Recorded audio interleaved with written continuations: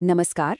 आज हम मानव इतिहास की एक ऐसी अविश्वसनीय कहानी जानने वाले हैं जो हिम्मत, लीडरशिप और किसी भी हाल में जीने की जिद की कहानी है। ये कहानी है सर अर्नेस्ट शैकल्टन और उनके जहाज एंड्योरेंस की। तो सवाल ये है कि क्या दुनिया के एक ऐसे कोने में जहां कोई नहीं पहुंच सकता, लगभग 2 सालों तक फंसे 28 लोग नामुमकिन हालात से लड़कर जिंदा बच सकते हैं? तो ये असाधारण कहानी शुरू होती है एक ऐसे लक्ष्य से जो अपने आप में ही लगभग नामुमकिन सा लगता था। साल था 1914 और मिशन था पूरे अंटार्कटिक महाद्वीप को पैदल पार करने वाले पहले इंसान बनना। और ये कोई छोटी मोटी यात्रा नहीं थी। उन्हें तय करना था लगभग 2900 किलोमीटर का सफर, वो भी एक ऐसे बर्फीले रेगिस्तान में जहां दूर दूर तक कुछ भी नहीं था। और ये सब हो रहा था उस जमाने में जब ना तो कोई जीपीएस था, ना ही बाहरी दुनिया से संपर्क के लिए कोई रेडियो, और ना ही कोई मॉडर्न टेक्नोलॉजी। मतलब ये एक बहुत बहुत बड़ा जोखिम था। लेकिन जैसा कि अक्सर ऐसे बड़े अभियानों में होता है, प्लान के मुताबिक कुछ भी नहीं हुआ। बहुत जल्द इस कहानी ने एक बेहद भयानक मोड़ ले लिया। सिर्फ 1 साल के अंदर ये पूरा का पूरा अभियान एक बड़ी मुसीबत में बदल गया। चेतावनियों को नजरअंदाज करके आगे बढ़ने का फैसला बहुत भारी पड़ा। जनवरी 1915 आते आते उनका जहाज एंड्योरेंस बर्फ में बुरी तरह फंस गया और ठीक 10 महीने बाद बर्फ के जबरदस्त दबाव से जहाज टूटकर डूब गया और 28 लोग दुनिया की सबसे सुनसान जगह पर बेसहारा रह गए। उस वक्त की जो निराशा थी, जो नाउम्मीदी थी, वो क्रू के एक सदस्य टॉम मैक्लॉयड के इन शब्दों में साफ झलकती है। मुझे नहीं लगता कि अब हम कभी अपने घर लौट पाएंगे। उनका जहाज, उनका घर, उनकी उम्मीद, सब कुछ बर्फ के नीचे दफन हो चुका था। तो अब अंटार्कटिका पार करने का सपना तो टूट चुका था। अब एक नया मिशन शुरू हुआ जो पहले से कहीं ज्यादा मुश्किल था।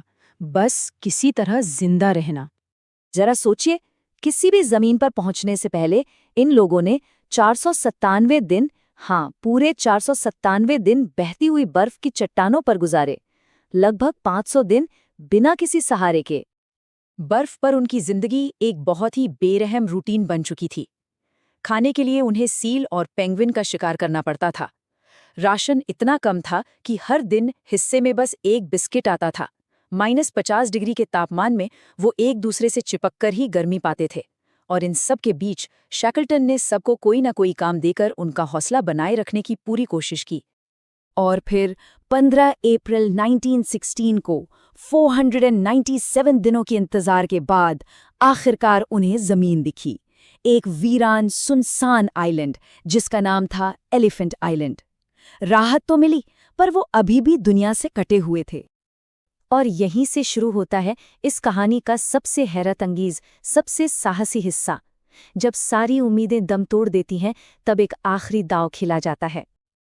उनका दांव था एक तरफ सिर्फ 7 मीटर की एक छोटी सी खुली नाव जेम्स कैड, और दूसरी तरफ दुनिया का सबसे खतरनाक समुंदर ड्रेक पैसेज, जहां 12-12 मीटर ऊंची लहरें उठती हैं और बर्फीले तूफान चलते हैं। इसी समुंदर में शैकल्टन और 5 और लोगों ने मदद की तलाश में एक नामुमकिन सफर शुरू किया। अब देखिए, उनके पास केप हॉर्न या फॉकलैंड आइलैंड्स जैसे नज़दीकी ऑप्शन भी थे, पर शैकल्टन ने एक बहुत ही अजीब फैसला लिया। उन्होंने सबसे लंबा रास्ता चुना, 1300 किलोमीटर दूर साउथ जॉर्जिया का। क्यों? क्योंकि उन्हें यकीन था कि उस दिशा में बहने वाली तेज हवाएं और समुद्री धाराएं ही उन्हें मंजिल तक पहुंचा सकती हैं। तो बस यही उनका आखिरी दांव था। 6 लोग एक नन्ही सी नाव में 1300 किलोमीटर के सफर पर निकल पड़े, ये जानते हुए कि उनके पीछे फंसे 22 लोगों की जिंदगी अब उन्हीं के हाथों में थी। तो चलिए देखते हैं कि इस नामुमकिन से सफर का अंजाम क्या हुआ और क्या वो बाकी लोगों को बचाने में कामयाब हुए।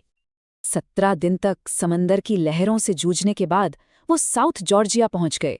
पर किस्मत देखिए, वो आइलैंड के गलत साइड पर पहुंचे थे। मदद का स्टेशन तो आइलैंड के दूसरी तरफ था। उनकी असली परीक्षा तो अब शुरू होनी थी। उन्हें पार करनी थी साउथ जॉर्जिया की 10,000 फीट ऊंची बर्फीली पर्वत श्रृंखला, जिसके बारे में किसी को कुछ पता नहीं था, कोई नक्शा नहीं था। बिना किसी सामान के उन्होंने 36 घंटे लगातार चलकर ये कर दिखाया। जब वो वेल स्टेशन पहुंचे तो उन्हें पहचानना भी मुश्किल था, पर वो रुके नहीं।